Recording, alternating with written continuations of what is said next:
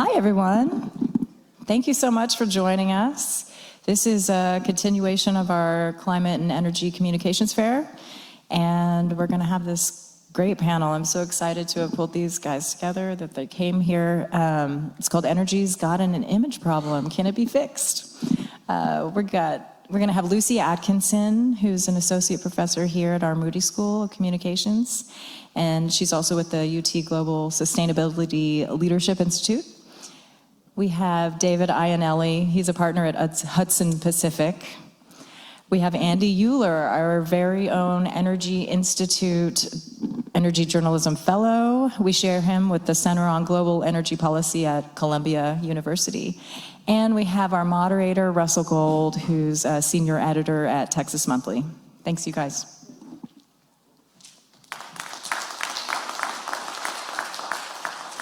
Well, thank you very much. Appreciate everyone coming out and hopefully enjoying the day's presentations. So we're going to be talking about this. Justin Werland, in his presentation, his keynote, also touched on this. But we're going to be trying to understand why it is that we don't trust, I guess, the oil industry, or who should we be trusting. So Lucy, let me ask you the first question. This past decade, maybe even a little bit longer than that, we've seen this steady drumbeat of news and news disclosures about the oil industry. They didn't tell us everything that they knew. You know, I think what Exxon knew was one of the big.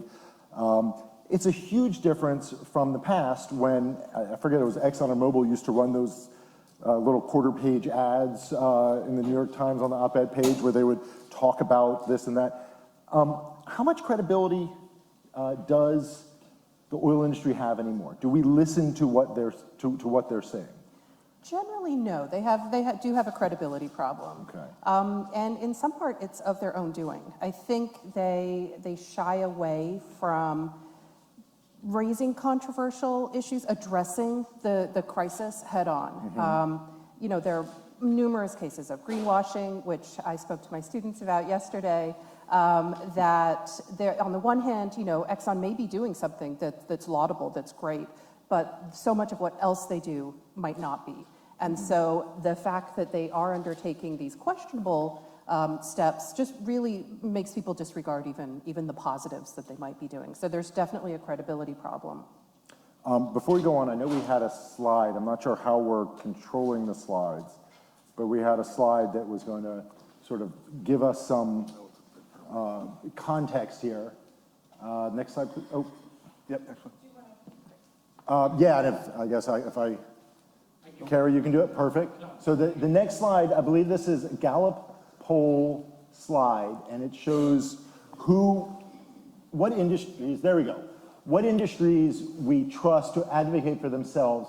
I was actually most surprised that the pharmaceutical industry was that low after COVID.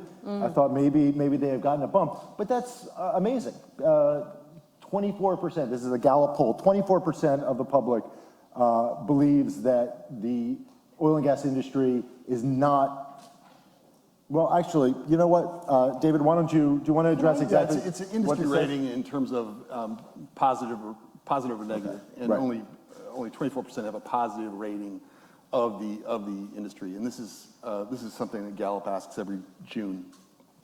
So, but you can see that advertising and public relations is pretty well, you know, right just slightly better. The oil and gas, the other oil and gas. But the restaurant industry, I mean, when they say it's farm to table, you better believe it is farm to table. Absolutely. Working wage.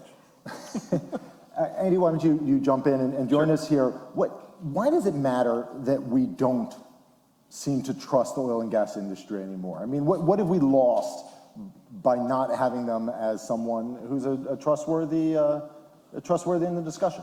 So from my perspective, it's so interesting because talking to, and I asked Justin this question earlier too, it was sort of the idea of how do I go to my editor and pitch a story that's coming from oil and gas, right? I get a ton of emails, I get a ton of pitches, I get a ton of press releases where this is the cool stuff that we're doing. And Lucy was talking about this too. There's a little bit, and I absolutely believe this to be true, there's a lot of, hey, look over here. Look at all the cool stuff we're investing in on this stuff that's really cool and really good for the environment and really good for the energy transition, or whatever you want to call it. But there isn't an acknowledgement that there's other stuff going on, right? And so I think from our perspective as journalists, as reporters, and Justin was talking about this a little bit too, I'm getting those press releases and I'm not believing them, which is bad for me, because if a story's really good, I should be reporting on that story, and I shouldn't be reading that press release thinking, now they're trying to sell me. So what are they trying to sell me? What are they trying to sell me on? Instead, I should be reporting that story out. It's tough to do because the first question my editor is going to ask is, where did you get that presser, and what are they trying to sell you? Because that's the assumption, right? And so I don't know if we have since the 80s, have we been at a point where we trusted the oil industry? I don't know. I mean, not since I've been reporting. That has been the default. Where do you get your pressers from? And if it's coming from big oil, figure out a way to tell that story better. And what I find fascinating about that is that we globally are using 100 million barrels a day of oil. And guess what? The oil industry is delivering it. You know, when was the last time we had a serious shortfall of oil? When was the last time we were in a line for gas? I mean, the last time I can remember was, there was a hurricane or something a few years ago, and it lasts a day or two. So the oil industry is delivering certain things. It's just, I think it's almost as if, and I'd be interested in your thought, it's almost as if we trust them to do their basic core function, which is deliver oil and gas. Anything beyond that, we just don't, we don't trust them anymore. They've really, harmed their license to operate over the long term. And I think there are some things that actually may be helping them in the current and relatively near future.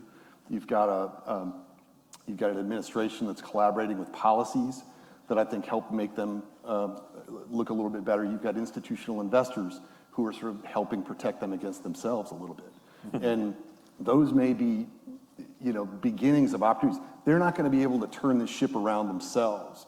They're going to need help from third-party validators, independent third parties, and a couple of these other institutions that may, help get them back on the wrong track. It's not going to shoot them up that list, but I think it could help them a little bit. Well, Lucy, is there a fair trade organic for oil? Something where you could, when you go to the store and you see your fair trade organic coffee, you have this sense, okay, well, this is, the workers are being treated well, whether it's true or not. Could you do something like that for oil? I think you could. We see that in a lot of other places, like you said, Fair Trade Coffee, Rainforest Alliance, Animal Cruelty Free.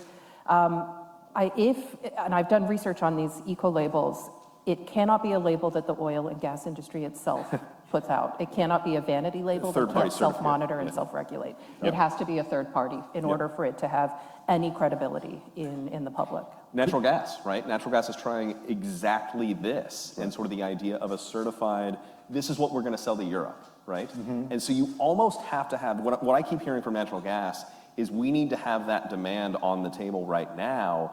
Then that's going to incentivize us to actually get those certifications. That's going to, so it's this really interesting chicken and egg with regulators of, all right, if we decide that we're going to implement these policies and we're going to demand that that natural gas be certified clean, then that's what's going to maybe lead to this happening. I don't know.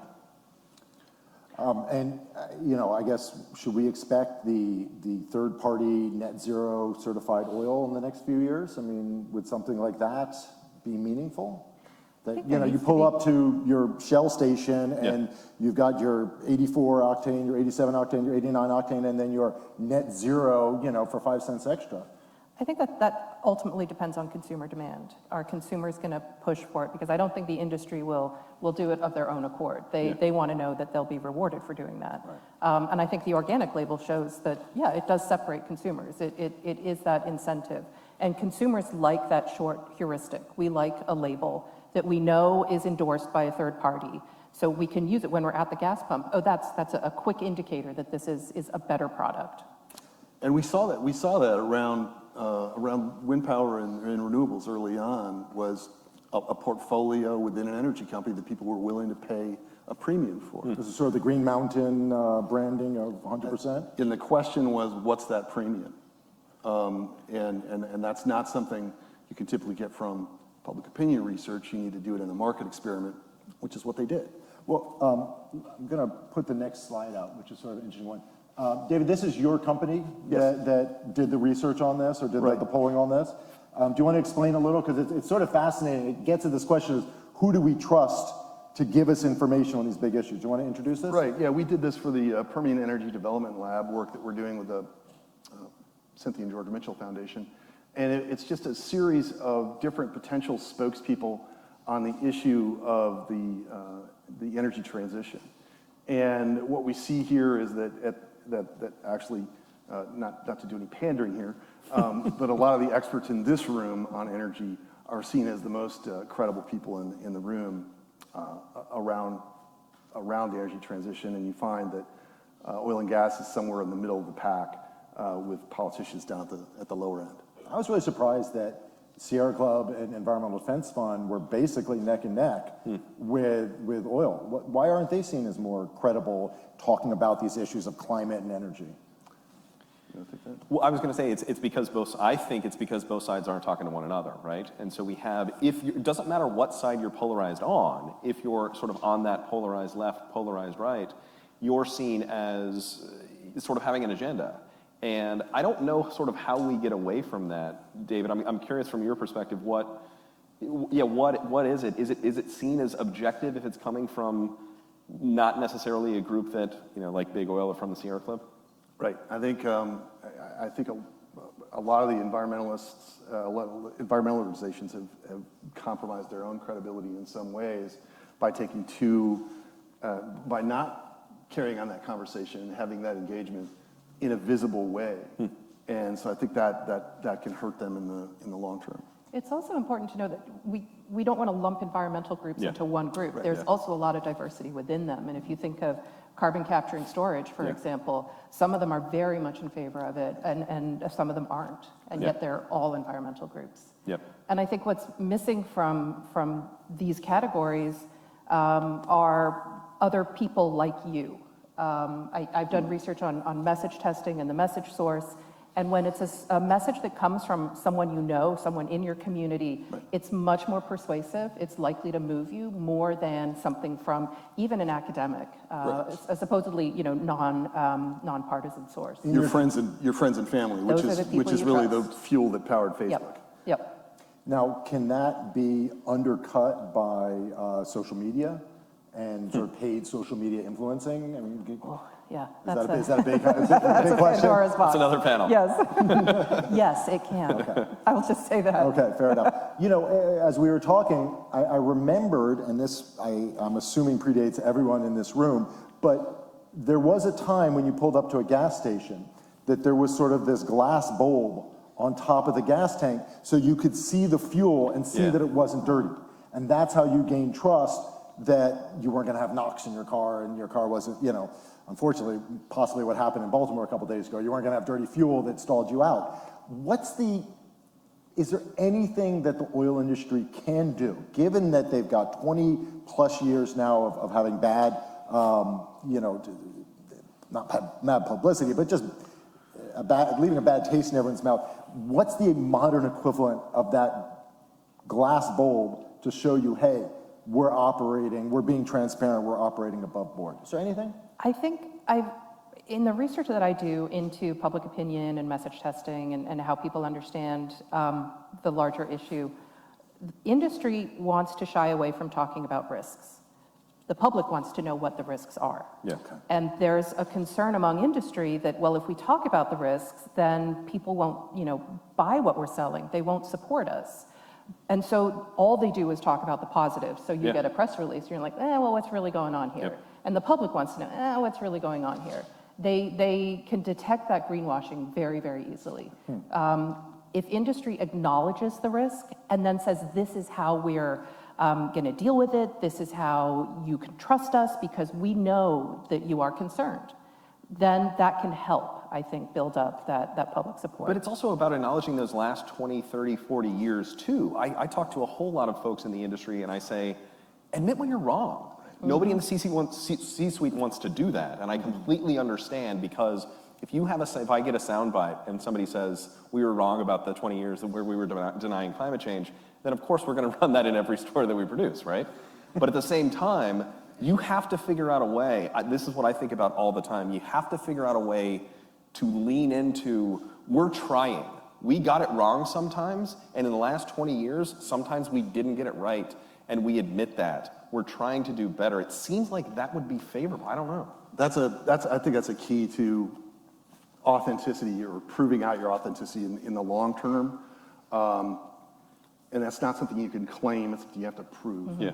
And I think that what we hear from people in focus groups is, just admit that you made a mistake. Now, it's not just the C-suite, it's just generally the general counsel. You're right. That's going to, raise the biggest stink about that. But it is about, that's what people would love to hear, and that would be so refreshing. And I think it goes to a more general point of playing against type, playing against your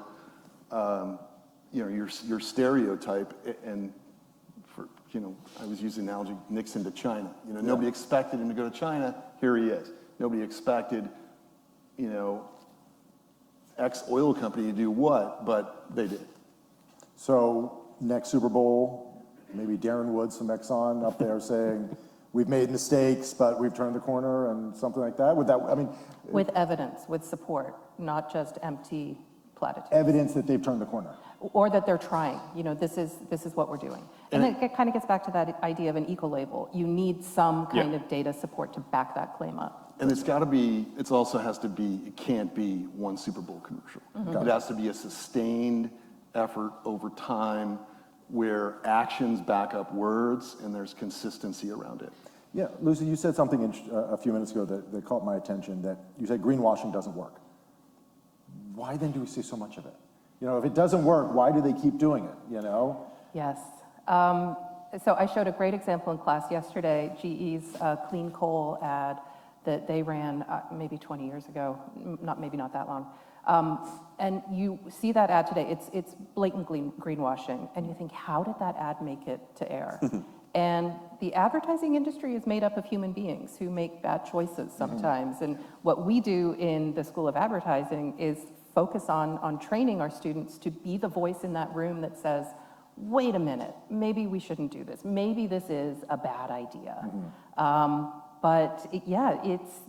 You see terrible advertising out there. And I think there is the anxiety and a concern to steer away from presenting anything that's negative or risky. And so we're just going to talk about, the butterflies and the puppies and the rainbows over here. And the audience says, yeah, we don't buy that. But it also depends on who the greenwashing is for, right? Because I was on a panel a year ago, and it was on responsible natural gas. And there were 3 hedge fund managers sitting on this panel, and I said, does greenwashing work? And they said, for our investors, absolutely it works. Okay. And it was awesome, The right? sophisticated hedge fund investors. Exactly. And absolutely it That's works. because they want to, Exactly. they want to Exactly. believe it. Exactly, Yeah. right? Okay. And so from the advertising perspective, maybe it's not going to work, if you're putting together a commercial that's just ignoring reality. From the ESG perspective and from the investor's perspective, if you tell me that what I'm doing is kind of good or kind of better, I am all in. Yeah. It's interesting. So we're going to get to questions from the audience in a little bit. Just want to give people a chance to start formulating. But let me throw this out, and to no one in particular, anyone who wants to take it. Will this image problem that the fossil fuel industry, the oil industry in particular, has, will it prevent them from participating in the energy transition meaningfully? I don't think so. Okay. In part because they're essentially the 800-pound gorilla. They have to be part of it. There is no magical transition that's going to take place. They're the ones who have the wherewithal to support it. And that's not to say that then it's going to be driven by them, because it's, as I said, institutional investors are going to help shape that in a way that we're already seeing. Yeah, I would say, I've been thinking about this a lot, right? The environmental community, we were talking about the polarization, right, on both sides. The environmental community and different environmental, Sierra Club and EDF, they're in a tough spot. I think oil is in a tough spot, but I think the environmental community is in an equally tough spot, because in order for this to happen, in order for this transition to actually take place, big oil companies are going to have to be a really big part of it, because they have the expertise and they have the resources. And so figuring out a way to negotiate that, and that's where I keep talking about having a discussion and having both sides actually have some argument clash, because right now they're not having it. If you figure out a way for that to happen, I think that's the task, right? Is for us to figure out, maybe not necessarily us, but for both sides to figure out a way to come to the table and say, you know what, we can help one another out, and it doesn't always have to be adversarial. And that constructive, and we'll call it constructive engagement, I mean, that's happening now, right? I mean, there are, to your point, there are organizations sort of at the center of this in sort of the realistic space who are working with each other and who are working with the energy industry to move this discussion forward.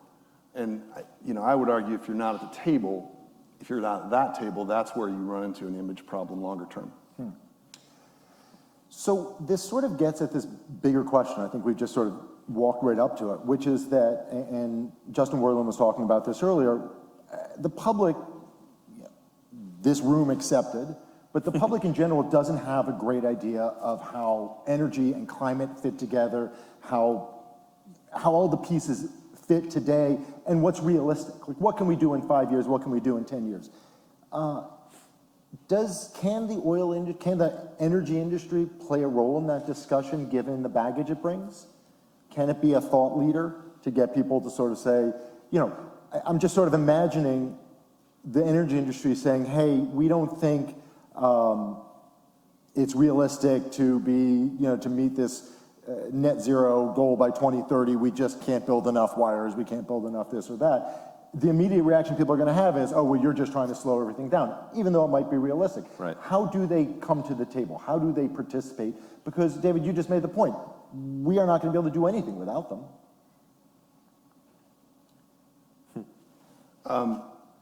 I think part of it is a little bit of, not to sound too, I don't know what, but a little bit of storytelling. Okay. A little bit of storytelling. You're a storyteller. Around issues that they're not necessarily talking about, right? They're missing the boat on, I'm going to throw back to a movie that most people in this room might not remember, The Graduate, plastics. They need to be talking about the medical value of the plastics as a product, as a petroleum product that is a major contribution to society, and take little baby steps in that way to gain some credibility more broadly. Once again, it's got to be prolonged, it's got to be consistent. There have to be other examples than just medical applications, but our default is going to be, of course, you're talking about plastics. Why don't you talk about all the methane that you're leaking out into the atmosphere? Why don't you talk about, the BP oil spill? Why don't you talk about, right? You're exactly right. The sort of, it comes from us too, right? Like, I need to get over what I think about big oil. I need to get over what I think about oil and gas. Because of course I'm going to come at this with, stop trying to get me to do a story about plastics and how great they are in the medical industry. I want to talk about all the revenue you're gaining from oil. I know that 85% of your revenue still comes from oil and gas. Stop talking about hydrogen. I mean, that's tough, right? Yeah, that is impossible. Put that in the signature of your emails. Just stop talking about hydrogen. Yeah, right. Well, no, but I mean, I have the same feeling when I get a pitch and that someone has got this amazing something that's delivering, 500 kilowatts, or something. It's like, okay, that's nothing. That's, we need to be talking in gigawatts, not kilowatts. So, yeah, I know. Can I? I'm with you. Yes, please. I think it's such a politicized issue as well that industry is going to approach it very cautiously, understandably so. And so I think we also need to acknowledge that our audience is not a mass uniform audience. And so by talking about plastics in the medical industry will resonate with some people, not with others. If you talk about you're going to have to change your lifestyle, you won't be able to do X, Y, Z, That loss frame is very hard for people to grapple with. It makes us kind of double down and say, no, I don't want to do that. But if you can frame it as a positive, like medical benefits or any other health benefits, this is actually going to help your economic bottom line, people will be more accepting of it. You know, listen to what you said, and David, what you said before. I'm reminded, I believe it was Energy Transfer that had those TV ads about a year ago, where the couple was out having a nice meal at a Chili's type restaurant, and all of a sudden it said, well, without oil and gas, you can't have this plastic, and their shoes disappeared. And you can't have, and all the things that you can't have without oil and gas disappear. And it wasn't positive. It was, you're gonna miss us when we're gone, That was sort of the message. And by the end of it, they're sitting there at their date, and they don't even have a table, and there's no food, and there's nothing. Right. It was a funny ad. I enjoyed it, but it certainly wasn't positive. It was negative. It was, which maybe from Energy Transfer makes sense. That's sort of the kind of the way the company thinks. So we're going to get to questions in a second, but I guess where I end up with this is that this is such a crucial issue.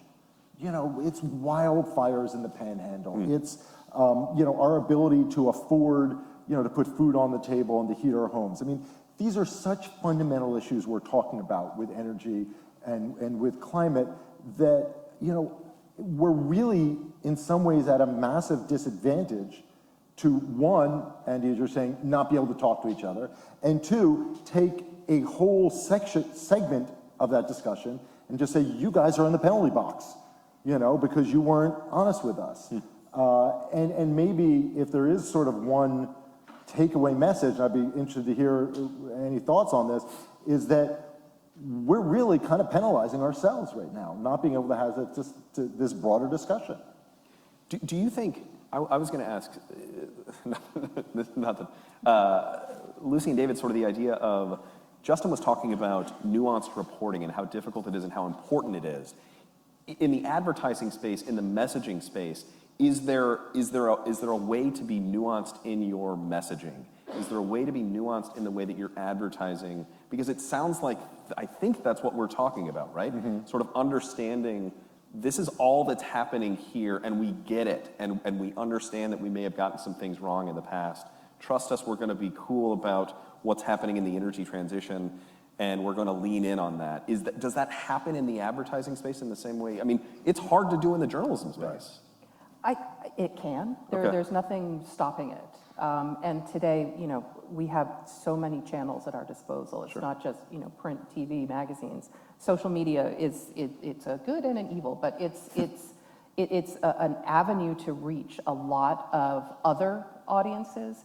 In a way, I mean, we could say there's a brief attention span involved in it, but you can certainly be nuanced. And an ad is not just one message. It's part of a much more comprehensive campaign that hopefully everyone is kind of speaking to that brief, whatever the brief was for the advertising challenge. I mean, if the industry places value on being engaged in the conversation, then the commitment has to be there. And to have that nuanced conversation, to talk to different audiences in an authentic way about what matters most to them. I use the plastics just as an example. But people are busy. Right. You're going to have, no matter what, you're going to have a tough time breaking through their message. So you better make sure it's focused on what people actually care about and what matters to them. And then figure out what those segments are and speak to those and those issues. And do it in an honest, authentic manner, and you're just going to have to build that credibility back up. That's the thing too, right? Is that it can't be box checking. Yeah. But it almost kind of has to be from a big corporate perspective. Like we need to meet these groups. Yep. That's tough. But at the end of the day, I think maybe something the energy industry has going for it is that we don't really care about barrels.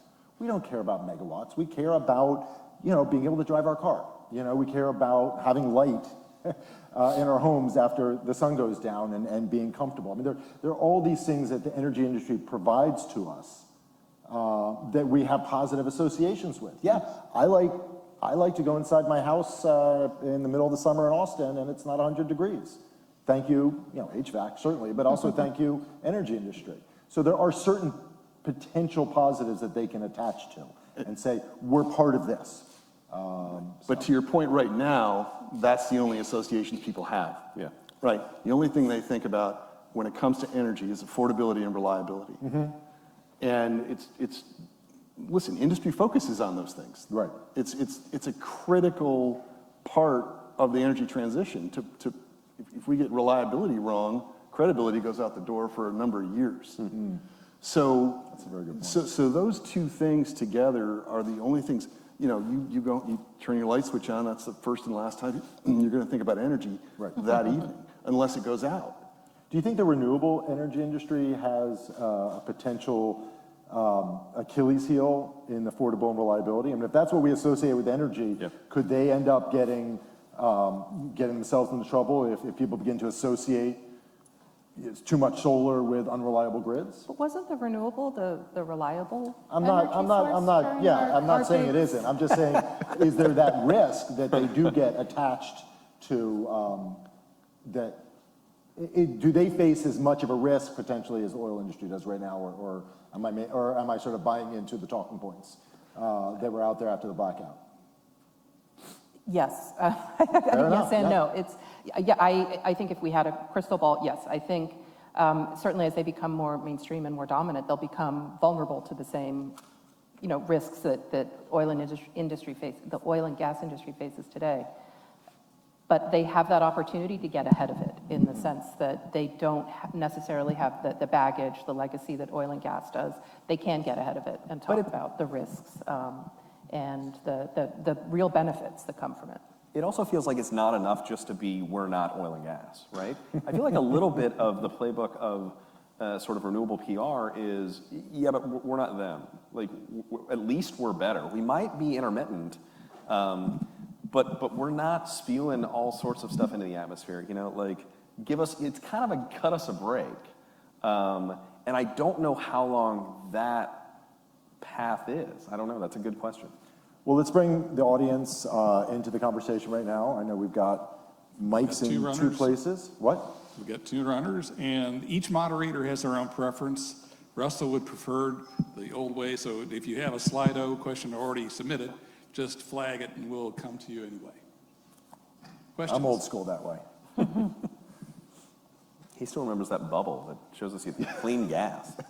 All right, until somebody else has one, I'll take a question. So one thing that I found interesting on the previous slide, and hopefully it's not too far off topic, is that the ad and public relations industry is just as positive, roughly, as the oil and gas. So is it fair to be mad at the oil and gas industry for promoting themselves wrong if the industry, whose job it is to promote any industry, is also seen as being unfavorable? Or can anybody be seen as favorable if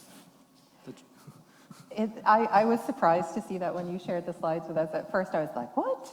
But then it's like, oh yeah, okay, I see it. I think, in the advertising and PR sector, there are good players and bad players. There's good advertising, there's bad advertising. Unfortunately, yeah, we do face a public perception that sees advertising as useless, as a waste of time and energy and resources. So yeah, when it works with oil and gas, maybe, the sum of the parts is worse than on their own. I don't have an answer for you, but I do find it very fascinating.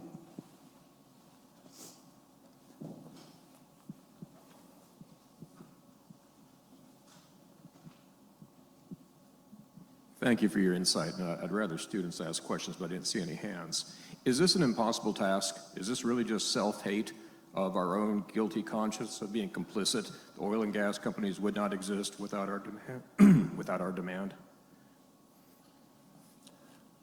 I do think complicity is an issue, and I think part of that, what Russell was mentioning about the restaurant ad, was that realization, trying to communicate that across to people, that the more we can, and it goes to Andy's point of communicating together, is we're all in this together. And I vowed I wasn't going to go kumbaya on this, but we've got to, we are complicit in this, and I don't think you want to shame consumers, but they need to realize that they can play a role. they could play a positive role. Just even, I mean, reducing demand would be a heck of a good start. But this has actually raised an interesting question. Has there been polling, or do any of you have any insight? Are we, the public, guilty about, do we feel guilty? Not are we guilty, but do we feel guilty about the cars we drive, the amount of energy we use? I mean, do we not kind of, is it easier for us to say, well, it's Exxon's fault? Yes. You know, which I think is what you were getting at.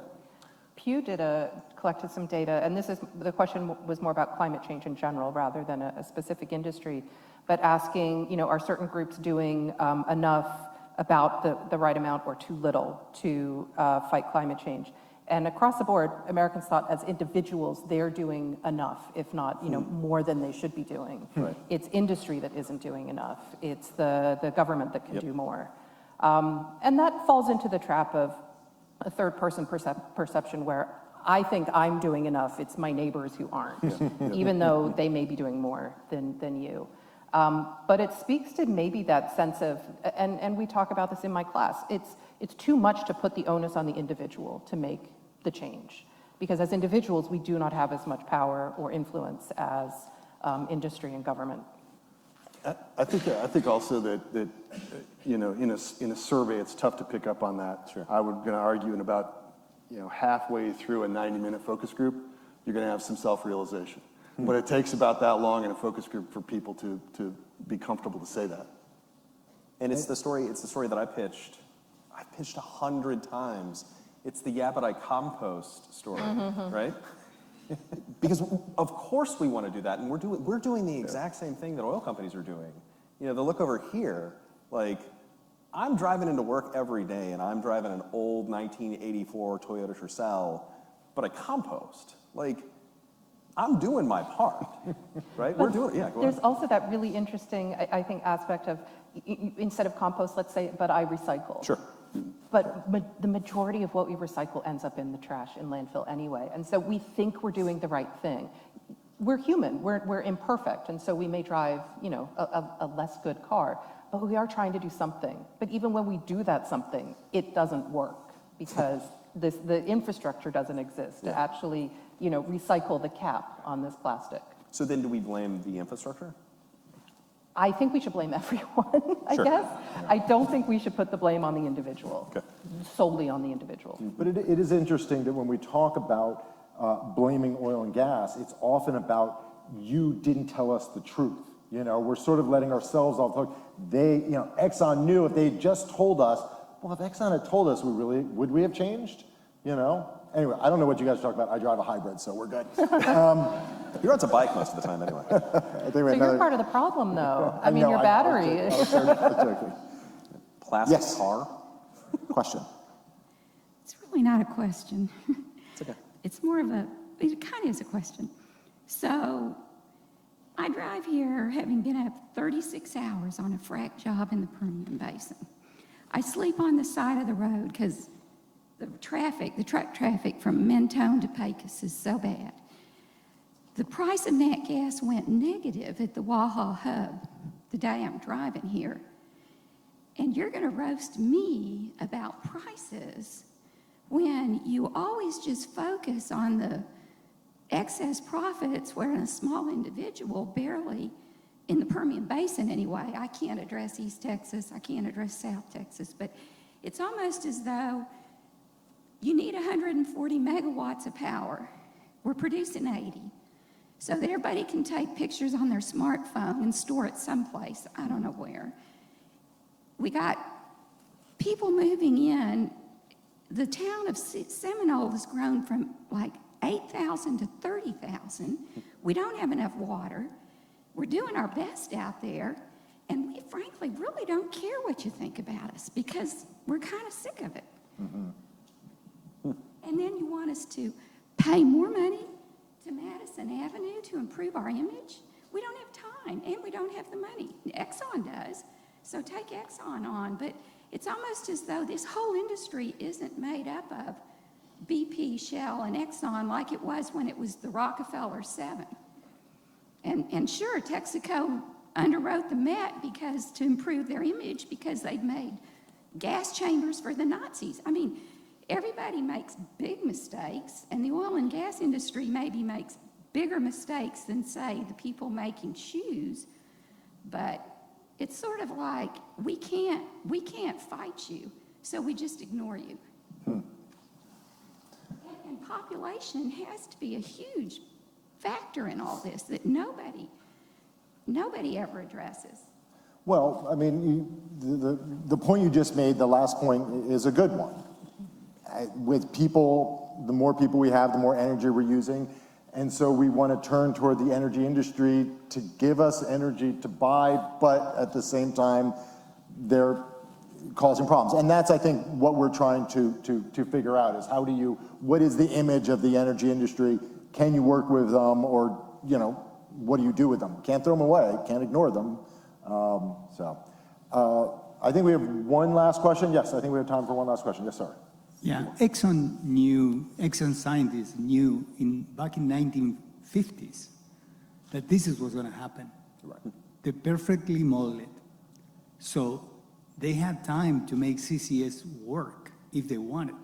So this is not an issue of advertising, right? They don't care. That's fundamentally the issue. So, I mean, this gets to Exxon New and the science involved. I mean, do we essentially, I think the point you're reflecting is that this is their image is irreparably damaged. Right. You just cannot trust, and it's more than image. You just cannot trust Exxon, and they have no role to play. I mean, that is certainly a choice that we could make, as a society. I don't see us making that choice right now, but it's certainly out there. I'm not sure who you blame or how you adjudicate that, but anyone have any last thoughts as to how we fix this image before we go? I think we've got just 1 or 2 minutes. I had a last thought that Yes, I wanted, no. or a last question. So our friend from the Permian over there, who I spoke to yesterday, I was thinking about her and people like her when I was thinking about this panel ahead, and it made me realize, of course, the oil and gas industry, like anything, is made up of people, right, and a lot of people like her. And so really it is the communicators in this industry who have created a lot of this messaging that has created mistrust, which also makes me realize it's the communicators who have a lot of power and responsibility going forward. So I'm curious if you have any final thoughts on that, the complicity and the power of that role. Well, and a lot of it too is we wanted oil and gas here we wanted oil and gas to be on the stage here talking about it, right? And that's tough, right? Like, because of exactly what I'm talking about. You're not going to lean into we were wrong. You're not going to lean into our messaging is all wrong and we need to figure it out and we need to be more transparent. You can probably say we need to be more transparent, or we're trying to be more transparent, but you're not going to really lean into being wrong and denying the science. I don't know. Even though David was making an argument earlier that if you did that, then maybe that's one way to get back trust. That's right. Yeah. Well, no, and I was just thinking, avenues, of course, I'm going to plug this event that we're having right now, but it's like, come and get on the stage and talk to us about it, right? Yeah, true. There are some companies that do this better than others. Yeah. Yep. And I think there are lessons to be learned from that. And I think, to get kumbaya, the children are the future. And I think as our graduates from UT work their way up the professional food chain and they are in the room making those decisions, I think it will change. Because if you look at things like public support for alternative energy, the support is much higher among younger people. And they're going to fundamentally change the culture of these industries. The problem is we might not have the time to wait for that. Well, on that somewhat positive, but then hit us with some negativity at the end note, thank you all to our panelists for this discussion. And I think we're back to back with another panel. It's going to be coming up very shortly. I'm looking over here, yes. So anyway, thank you all for listening, and thanks to the panel. Thank you all very much.